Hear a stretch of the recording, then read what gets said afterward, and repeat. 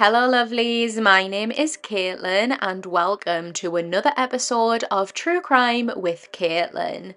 Today, I'm going to be telling you all about a young girl who holds the title of Britain's youngest female murderer and the horrific crime that she committed, which earned her the name the Devil's Daughter. This is the case of Sharon Carr and the murder of Katie Rackliff.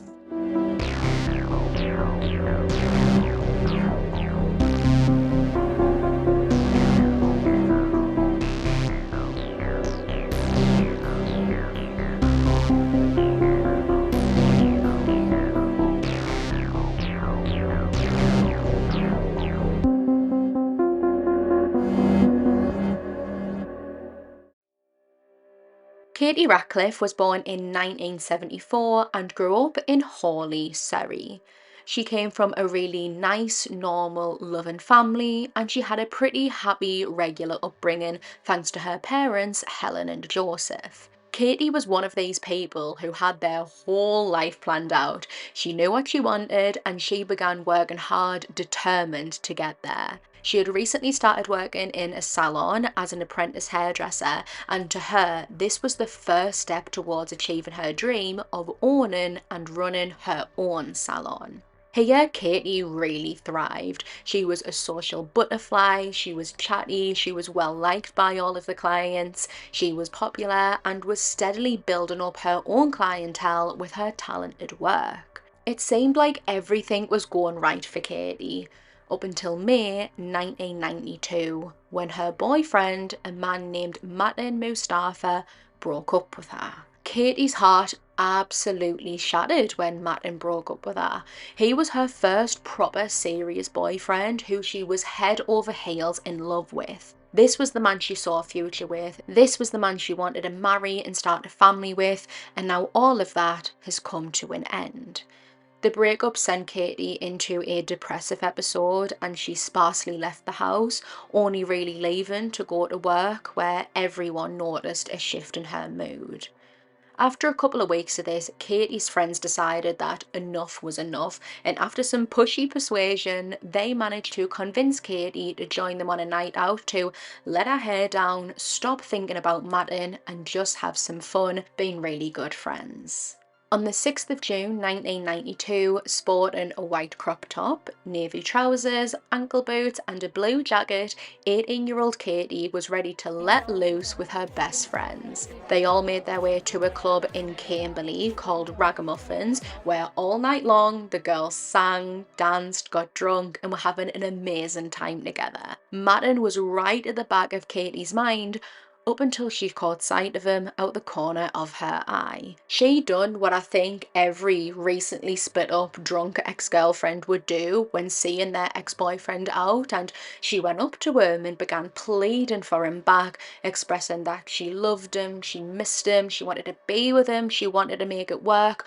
But Matin was having none of it. Katie persisted, even borderline begged, and Matin turned to her saying he wasn't interested and he was now with another girl. Katie stopped for a moment, taking this in. Matin had abruptly broke up with her and now he had moved on. They were never going to be getting back together. Tears brimming at her eyes, Katie looked up to Matin and asked him one final question. Would he please take her home? To which he coldly replied no, before turning on his heels and storming away from her. After this, there was no way that Katie could go back to her friends and continue with her night. She was devastated and all she wanted to do was go home, climb into her comfy warm bed and cry. She stormed out of Ragamuffins and began walking home in the dead of night when a car pulled up alongside her, asking if she wanted a lift. Katie peers inside and she sees two boys. She goes to refuse up until she notices there's a young girl sat in the back seat. How dangerous or bad could these boys be if they were driving around with a young girl who seemed happy and comfortable, relaxed? Using this rationale, Katie climbed into the vehicle, sitting herself beside 12-year-old Sharon Carr. Sharon Louise Carr was born on the 21st of December 1979. She was one of four children to an abusive alcoholic father and an equally abusive mother named Molly. The family lived in Belize, which is a country on the northeast coast of Central America, and where they lived was quite poverty stricken. Their family, like most of the other families in the community, were extremely poor, living in really small, run-down homes and sometimes having to go periods of time without any food or water.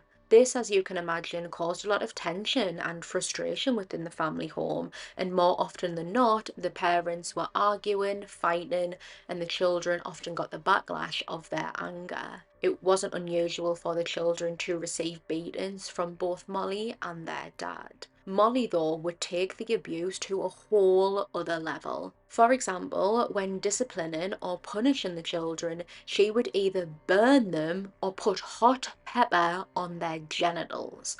So growing up in these conditions was obviously horrible for the kids. They essentially had to fend for themselves, they raised themselves, and they lived day to day on high alert in constant fear. Molly left her husband or partner or whatever he was when she met an English man named George. George worked for the British Army and he was stationed in Belize, and that is how he and Molly crossed paths. They began a relationship, and when George's time in Belize was over and he was heading back home to England, Molly saw this as an opportunity for a better life, so she packed everything up and made the move with George. She did bring Sharon along with her, who was 7-year-old at the time, but I couldn't find any details about any of our siblings, any of the other kids, so I don't know if they stayed in Belize or if they were brought over to England too. They weren't really mentioned again at all after this. Molly, George and Sharon all settled in Camberley, Surrey in 1986, and initially Sharon really struggled adjusting to this new life. It was a real culture shock, everything was different, but then at the same time, she was doing really well. She began attending Cornwallis Junior School, where she was described by teachers as polite, kind, and helpful. She had fun playing basketball at school and managed to make a nice little group of friends who would describe her as very social. Her life at home, though, didn't massively change. She would still witness domestic violence very often, and she sort of grew a tolerance of it. Domestic violence, witnessing violence wasn't anything new to Sharon. It was essentially just a part of her normal everyday life. Not too long after their arrival in England, George decided that he was over this relationship with Molly. He was sick of the drama, and it's safe to assume that she was abusive to him, like how she was to her partner back in Belize. Determined to end their relationship, George arrived to Molly's house, knocked on her door, and told her that he wanted to leave her. This infuriated Molly. She was so consumed with rage that she turned around, marched into the kitchen, grabbed a big pot of boiling cooking fat that she had on her hob, and doused George in it. Sharon stood in clear view of all of this happening, heard George cry as the boiling fat burned on his skin, and he later recalled that she had no reaction to it whatsoever.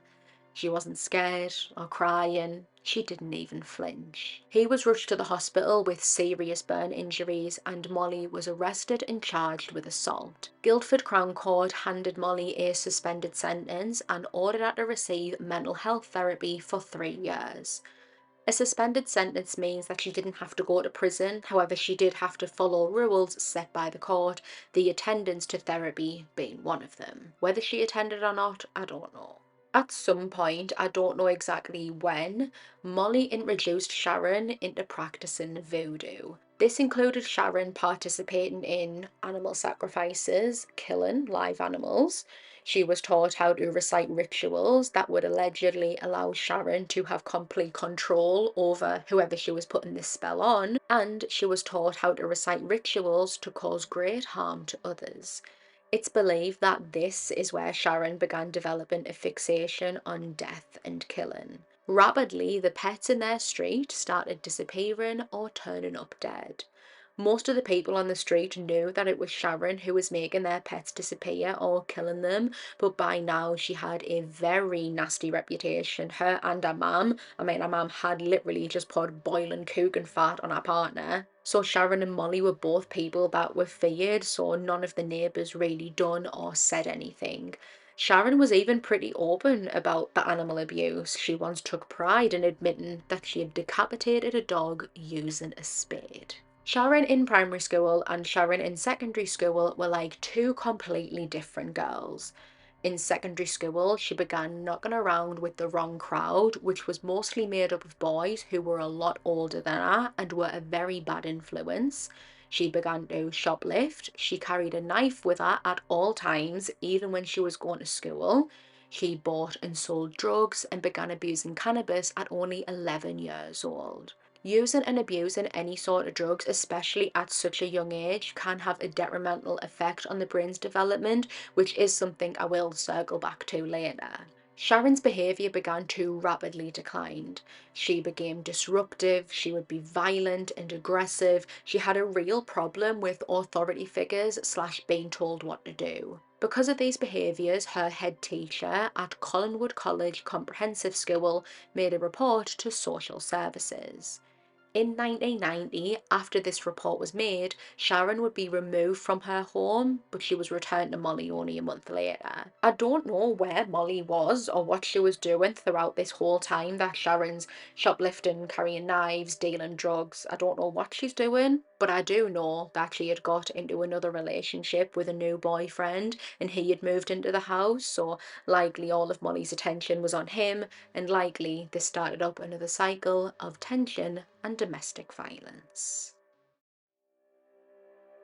So it's very early hours on the 7th of June 1992 when 12-year-old Sharon is out and about roaming the streets in a car with two older boys. I don't know how much older they are, but if they're old enough to drive, I don't think they have any business hanging around with a 12-year-old. Sharon and these boys then spot Katie, who is clearly distressed, leaving the Ragamuffins Club and walking along the road, presumably towards the direction of her house. They pull up beside her, offering her a lift, and Katie, who has just had the worst ending to her night, being told that her ex-boyfriend, who she is still in love with, didn't want her back and that he had moved on. She's drunk, she's tired, she just wants to get home, and so she accepts the offer and climbs into the car, probably feeling safer that there's a child with these two boys.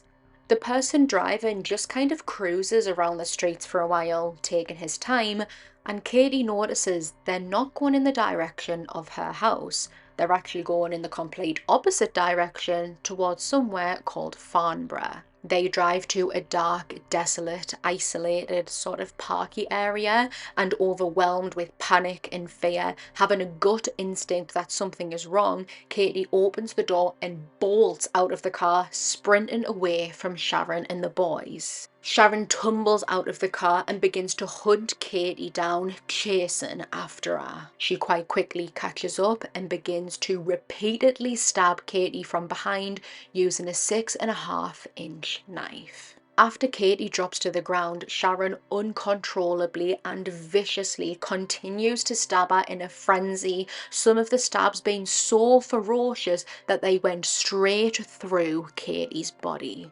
Sharon continued this attack even after Katie was well past dead, enjoying it and soaking up each and every second.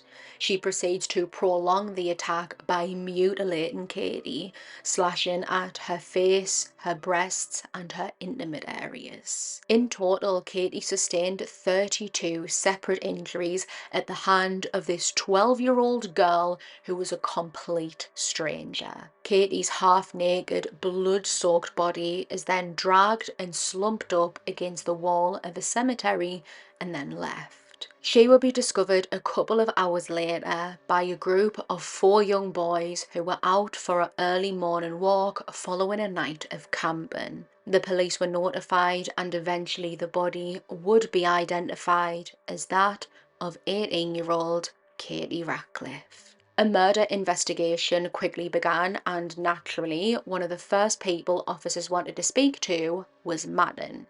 When a woman is murdered, it's more likely to be from someone she knows, more often partners. The 2020 census showed that in 2020, 110 women were killed by men, and 52% of the murders were committed by the woman's current or former partner. 8% of the murders were committed by a stranger, so it's safe to say that majority of the time it is the partner. When Martin found out that Katie had been murdered, he completely broke down. He was absolutely hysterical. He was full of regret, blaming himself, telling the officers, quote, "If only I had taken Katie home, she would be alive today. That will haunt me for the rest of my life." Following this, he was quite quickly eliminated as a suspect. Police done a press release asking anyone who was in or around the Ragamuffins nightclub on the evening of the murder to come forward if they had any information. If they had seen Katie, if they had seen her leave with someone, if they saw someone following her, anything. They did get a couple of leads from this, but none of them aided in getting closer to Katie's killer. Something that stuck with the investigators that was really standing out to them was where Katie was found. She was found in Farnborough, which was the opposite direction of where she should have been. She didn't really have any friends or any reason to go that way, so this was a big question mark for them. How did she end up there? Was she so drunk that she had wandered off in the wrong direction and was at the wrong place at the wrong time? Had she left willingly with someone and ended up there? Had someone abducted her and taken her there? Had she been abducted and murdered and that's just where her body was dumped? There were so many questions surrounding how Katie managed to get to Farnborough. Investigators began creating a criminal profile on the killer based off of the murder. They determined that the killer was likely a man in his early to mid 30s, that he had a strong build, maybe he enjoyed going to the gym. They believed that the killer had to be someone who was strong because of the ferocity of the wounds and the fact that they had to overpower Katie. The wounds also told investigators that whoever committed this crime enjoyed what they were doing. Some of Katie's wounds were so deep and others were more like smaller slashes, almost as if the killer was trying to prolong the murder as much as they could. They also believed that there was a sexual motive behind the murder due to Katie's breasts and intimate areas being mutilated. They came up with this profile along with a photo fit and got tunnel vision trying to find this person. Sadly, despite all of their best efforts following tips and leads, investigating different suspects and doing everything that they could, they got no closer to solving Katie's murder and the case began to go cold. Over the next 2 years, Sharon Carr would write entries in her diary relishing in what she had done, detailing the whole murder and her arousal from it. She wrote entries saying things such as, quote, "I bring the knife into her chest. Her eyes are closing. She is pleading with me, so I bring the knife to her again and again. I don't want to hurt her, but I need to do violence to her. I need to overcome her beauty, her serenity, her security. There I see her face when she died. I know she feels her life being slowly drawn away from her, and I hear her gasp. I guess she was trying to breathe." And quote, "If only I could kill you again, I promise I would. You suffer more this time, you fucking slag. Your terrified scream turns me on," and more, which I will go into further shortly. As Sharon's diary entry progresses, she becomes more graphic and more confident in her writing. She wanted to be able to remember every single fine detail. She was aware that the police were looking in the complete wrong direction for Katie's killer, and she really got gratification from this. Here she was, 12-year-old girl committing a murder and fooling the police, having all the power. The way she was writing and what she was writing, you can tell that she's really trying to relive it. She's trying to get that rush again to the same extent that she had when she committed the murder, but writing it was never going to get her close to that high. On the second anniversary of Katie's murder, the 7th of June 1994, Sharon wrote in her diary about her desire to murder again, but that this murder would be different. This murder would be even more brutal and last much longer so that she could listen to the painful screams and enjoy it. This entry wasn't just a fantasy for Sharon, this was a plan that she had full intentions to carry out. So on that day, again, 7th of June 1994, the second anniversary of Katie's murder, Sharon, who was now 14, lured a fellow pupil into the toilets at their school. She approached 13-year-old Anne-Marie Clifford, telling her that she'd lost a pound coin in the toilets and that she needed help finding it. Like I mentioned earlier, Sharon is very much a feared bully, so when she approached Anne-Marie under the rouse of needing help, Anne-Marie felt like she didn't really have a choice but to follow Sharon into the toilets. She was too scared to refuse. Upon entering the toilet, Sharon forcefully pushed Anne-Marie onto the floor and towered over her.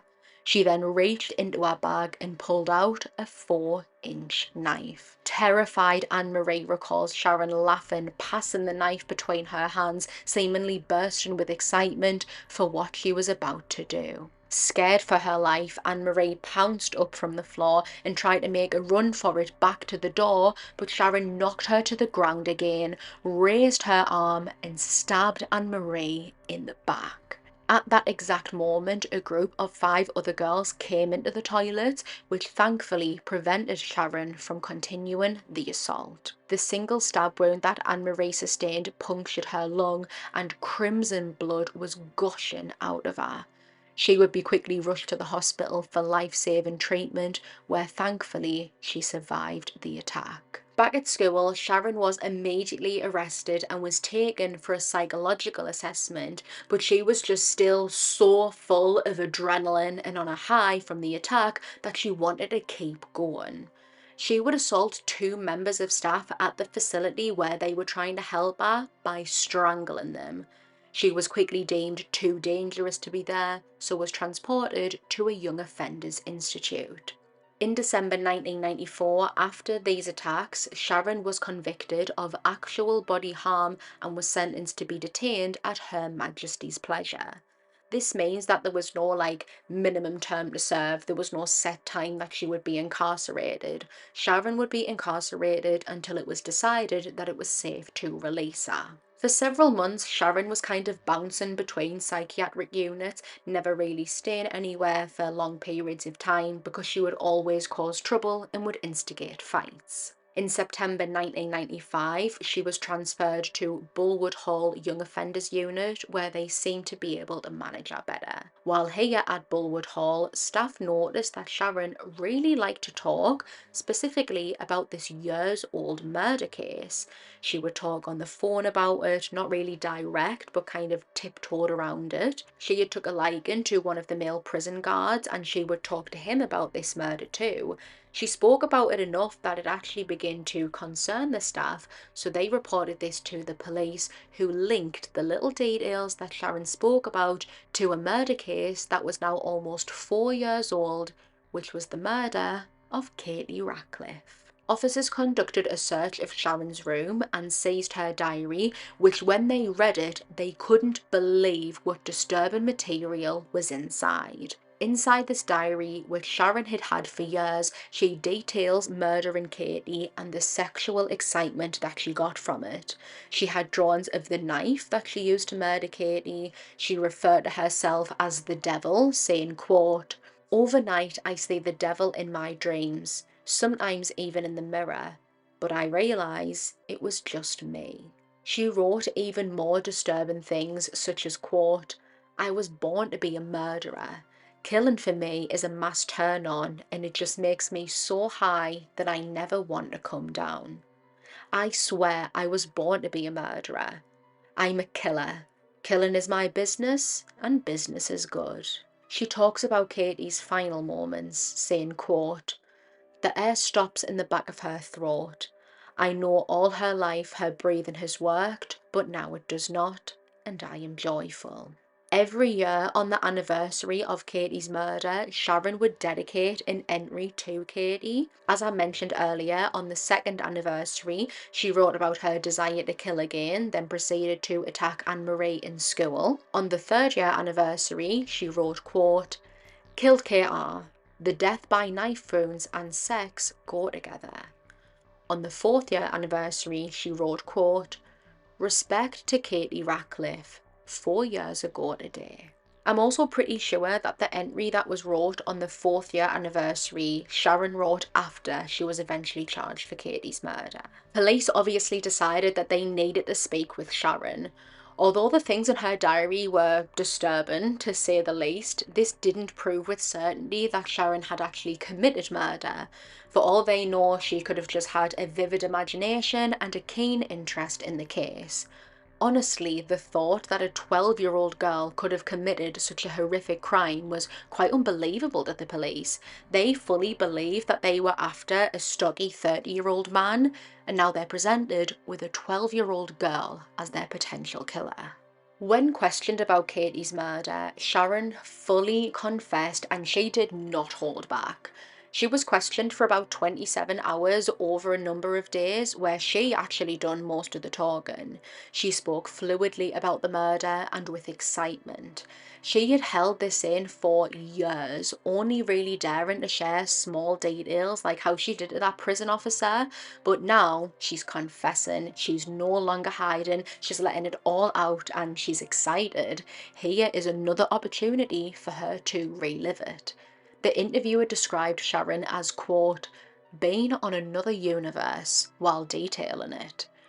In her confession, Sharon spoke about graphic injury details that were withheld from the public that only the killer would know. She also told them about a bracelet that she had stolen off of Katie's wrist, which was something else that wasn't public knowledge. So these details solidified her confession. Sharon was telling the truth. She had murdered Katie Rackliff. Sharon showed absolutely no remorse while relaying Katie's murder, and in fact, she would even laugh at some points. During her interviews, she did mix up some details. The version of events that I told you about earlier is what is believed to have happened. The details that she mixed up were just sort of small details, but the thick of the story is the same. For example, in one version, she said that she alone had dragged Katie's body from the murder scene to that cemetery wall, but the officers found this unbelievable as Katie's body would have been too heavy. I think the probably underestimated Sharon's strength.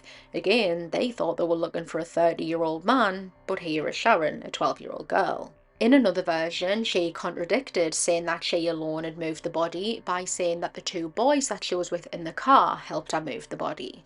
She provided police with their names. Police tracked the boys down, questioned them, and discovered that both boys had alibis. And in another version, she stated that the attack happened in the car and that is what caused Katie to run away. So again, these are very small details, but the thick of what happened is the same. What is consistent throughout every single interview that Sharon done was that she alone was responsible for the murder and she was proud of it. At one point, I don't know exactly when, Sharon is diagnosed with schizoaffective disorder. This diagnosis is kind of on the spectrum of schizophrenia and bipolar disorder. The schizo symptoms is psychosis, meaning that it can cause hallucinations or delusions, and the affective refers to mood symptoms, so this can cause feeling episodes of deep depression and episodes of mania. Obviously, having this diagnosis doesn't justify Katie's murder whatsoever. 1 in every 200 people have schizoaffective disorder, and they're not all sadistic murderers like Sharon, they're just normal people. As I mentioned earlier, Sharon had been abusing drugs from only 11 years old, so I wonder, could this have been something that triggered or caused the schizoaffective disorder? Sharon Carr would be officially charged with the murder of Katie Rackliff in May 1996. Her trial was held at Winchester Crown Court in February 1997, where she entered a plea of not guilty by reason of insanity. The trial lasted for around about a month. The jury deliberated for only 5 hours before returning with their verdict. On the 25th of March 1997, Sharon Carr was unanimously found guilty of the murder of Katie Rackliff. Upon hearing this verdict, Katie's dad jumped from the gallery, punching the air, shouting yes, he had finally saw justice being served for his daughter after almost 5 years. This verdict also gave Sharon the title of Britain's youngest female murderer, having committed the murder at only age 12. Some people will confuse Sharon Carr with Mary Bell for this title. Mary Bell killed 2 children from Newcastle, killing her first victim when she was only 10 years old herself. However, she was convicted of manslaughter, not murder, so that's why youngest female murderer goes to Sharon. And I'm pretty sure she's very proud of that title. At the end of the trial, the judge remarked to Sharon, saying, quote, "What is clear is that you had a sexual motive for this killing, and it is apparent, both from the brutal manner in which you mutilated her body and the chilling entries in your diary, that killing, as you put it, turns you on. You are, in my view, an extremely dangerous young woman." Sharon would go on to be sentenced to life imprisonment with a minimum of 14 years to serve. She smiled as her sentence was read out and as she left the courtroom. Her team have since filed several appeals against this murder conviction, however each and every one has been dismissed. Sharon began her sentence at HMP Holloway but was transferred to the infamous Broadmoor Hospital in 1998. Here she continued her violent and aggressive behaviour, regularly getting into fight with other patients and assaulting staff members. However, she did find love and was even going to get married. She, now 21, met Robbie Lane, who was 24, during some very rare recreational time inside of Broadmoor, and seemingly they hit it off immediately. They were allowed supervised visits to each other's rooms or cells every month, and they even saved up money to purchase wedding rings from Argos. In the days leading up to their wedding, a newspaper wrote about their plans to get married, and within the article they detailed both Sharon and Robbie's crimes. Robbie had murdered his own mother by beating her, stabbing her, then proceeding to gouge her eyes out. He did this in a fit of jealousy because he thought that she favoured his sister over him. After reading the article and learning what the other one had done, both Sharon and Robbie became repulsed by each other and were, quote, "so shocked, horrified and disgusted by the ferocity of each other's murders, and because of this they immediately called off the wedding and never spoke again." How bizarre is that these two people who committed equally horrible, horrific crimes became disgusted by each other's heinous acts? In 2015, then 36, Sharon was transferred to HMP Bronzefield as a restricted status prisoner. This meant that she was held in a closed prison and spent a lot of her time in solidarity. Sharon was moved to HMP Low Newton, where infamous child killer Rose West was incarcerated for a period of time. Sharon didn't last long here though. Her violent tendencies were still very much there, and she attacked her cellmate with the goal of murdering her. Back at HMP Bronzefield in 2020, Sharon applied for her restricted status to be downgraded. However, she was still considered a very dangerous prisoner who was a risk to others. She hadn't proven otherwise because she was still attacking other people, getting into fights whenever she could, so of course her request was denied.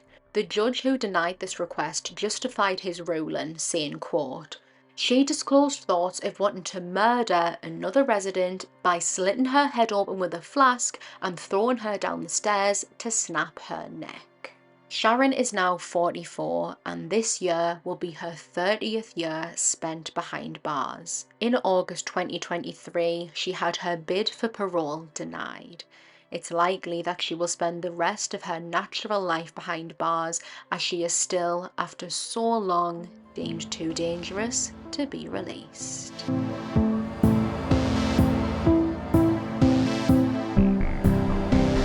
Thank Thank you so much for tuning into this week's episode. If you enjoyed it, please make sure to leave me a nice review and to follow the podcast wherever you're listening. I would appreciate that so much.